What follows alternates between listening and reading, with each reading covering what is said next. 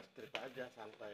Iya Pak. Kamu ngapain aja tuh KKNP di Bandar Lampung? Gini Pak, jadi alhamdulillah saat saya KKNP di Kota Bandar Lampung itu kami memiliki 3 program Pak. Alhamdulillah. Yang pertama itu ada program dari Kanwil. Jadi kami diberi kepercayaan untuk membantu updating data sawah.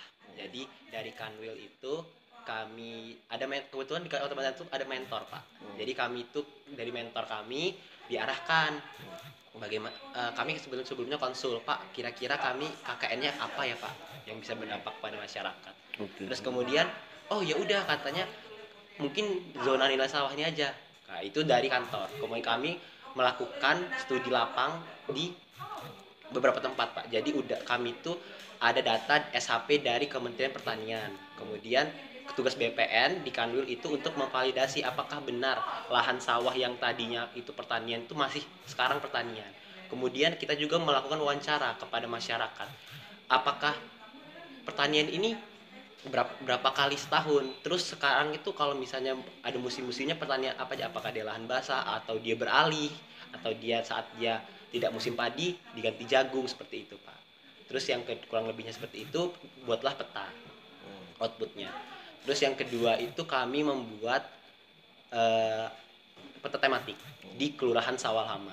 Jadi kami datang, itu inisiatif dari kami Pak. Kalau tadi kan dari kantor, kalau sekarang inisiatif dari diri kami sendiri. Jadi kami datang ke Kelurahan Sawah Lama bersurat kepada kantor izin kami bersurat Pak izin kami mau KKN di sini membantu kelurahan ini untuk melengkapi data peta. Yang kami membuat 3 peta Pak di situ. Yang pertama peta infrastruktur, yang kedua peta morfologi tanah, dan yang ketiga itu peta penggunaan tanah Pak. Kemudian kita cetak petanya, taruh di kelurahan, terus kami jelaskan peta ini manfaatnya apa kepada masyarakat. Jadi ketika nanti masyarakat datang ke kantor itu bisa tahu nih, oh Kelurahan Sawah Lama ini di mana aja jalannya, ada jalan apa saja di sana, terus juga ada infrastruktur apakah ada perbelanjaan, gereja, masjid dan segala macam untuk infrastruktur. Terus yang kalau morfologi itu kebetulan kami tidak cetak Pak karena keterbatasan biaya. Tapi kami tetap share untuk soft copy-nya. Untuk morfologi itu apakah daerah ini landai, tinggi, sedang, seperti itu Pak. Terus yang penggunaan tanah juga kurang lebih seperti infrastruktur Pak, tapi dia kan berbentuk zona. Apakah dia termasuk zona perdagangan, jasa, atau dia masih ada pertanian di sana, seperti itu Pak. Terus yang ketiga, kami tidak hanya berhenti di sana Pak. Kami ingin bagaimana peta kami itu tidak hanya diakses. Jadi masyarakat tidak harus ke kelurahan, tapi bisa melihat secara online. Sekarang kan sudah online. Begitulah kami membuat sistem informasi pertanahan. Yang mana di situ itu kami membuat sebuah web. Kemudian kami dari web itu kami udah mudahkan tidak aja untuk link, tapi ada barcode-nya Pak. Jadi tinggal di scan, masyarakat bisa langsung lihat nih petanya di sana di kelurahan itu. Jadi di isi web itu apa Pak? Isi web itu mengenai tentang kelurahan itu apa, latar belakang sedikit tentang kelurahan itu apa, terus juga peta yang kami buat. Selain itu, kami tidak lupa membawa bahwa kami dari STPN, bahwa kami dari BPN KKN di sana. Jadi kami melingkan dengan aplikasi Sentuh Tanahku. Jadi kalau seandainya masyarakat, oh jadi tahu banget nih produk yang kita buat ini dari BPN gitu, dari ada anaknya dari STPN. Terus jadi masyarakat itu ada menu di sistem informasi kami itu, menu tentang kira-kira kalau misalnya masyarakat tuh mau mensertifikatkan tanahnya itu apa aja syarat yang harus dipenuhi. Jadi mereka tidak perlu ke BPN, walau mungkin akhirnya bakal ke BPN juga Pak ya, tapi kan mereka telah mempersiapkan nih dokumen-dokumen apa aja kira-kira untuk tanah mereka ini.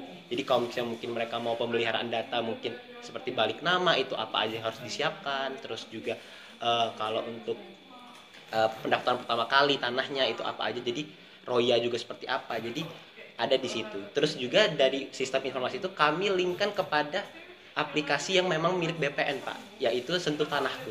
Jadi masyarakat seandainya informasi yang kami sajikan di itu kurang rinci atau kurang berinformasi bagi masyarakat tuh diklik itu langsung ke Play Store atau Google atau App Store, itu menghubungkan langsung ke aplikasi Sentuh Tanahku. Jadi masyarakat tinggal klik link itu langsung ke aplikasi Sentuh Tanahku, terdownload, langsung bisa lihat secara jelas bagaimana apa saja yang mereka harus siapkan gitu ke BPN. Itu Pak yang kami buat. Jadi ada 3 program itu. Oke, sekarang kita fokus di yang 2 ya. Yang Iya. satu yang itu kan bantu teman-teman Iya. Kanwil ya. Oke. Iya. Yang 2 itu, ketika kamu membuat, kamu melibatkan masyarakatnya. Kebetulan Buat itu petanya misalnya. kebetulan itu kami ke kelurahan Pak. Memang tidak langsung ke masyarakat, tapi kami ke kelurahan. Terus kira-kira Bapak, kami wawancara dulu Pak. Kira-kira perlu perlu peta apa di masyarakat Bapak ini yang di kelurahan Bapak ini, kepada lurahnya butuh peta apa Pak? Terus kemudian kami wawancara, oh kayaknya infrastruktur boleh, terus penggunaan tanah boleh. Karena sebenarnya kami itu ingin membuat banyak peta Pak, tapi kan keterbatasan dana, terus juga data-data itu tidak bisa dipublikasikan. Kan kami kan konsul juga kepada orang kantor, melibatkan data itu kan Pak. Kan kami buat data, ada sumbernya dari kantor. Kira-kira bisa tidak dipublikasikan ke masyarakat.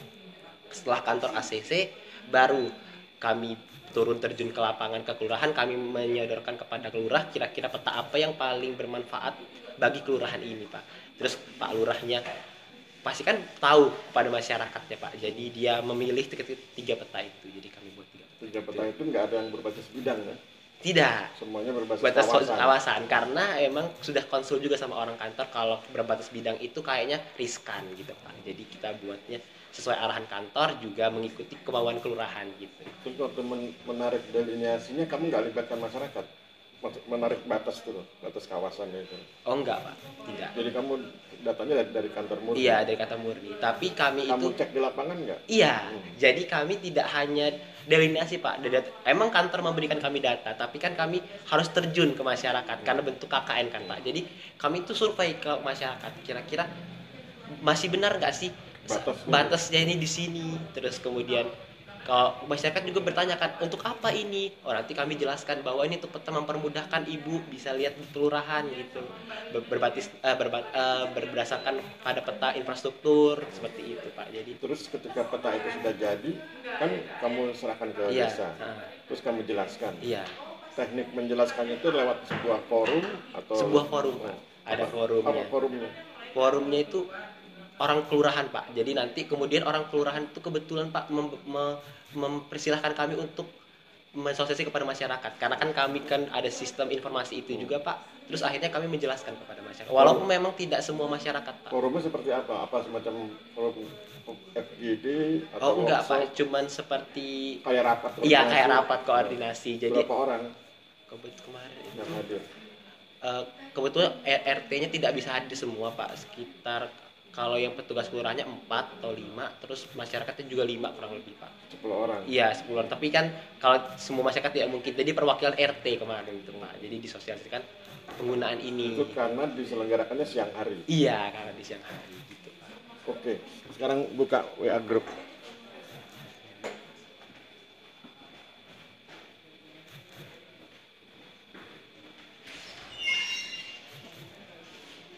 Ya. Kau cari yang itu Mas, yang makna Mas, makna KKNP Mas. Itu kan ada 4 alinea. Coba kamu renungkan, kira-kira alinea keberapa kegiatanmu itu cocok?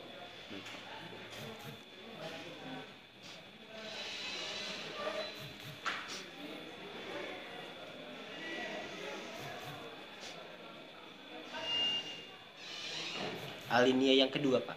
Oke, jelaskan Mas, argumentasinya apa?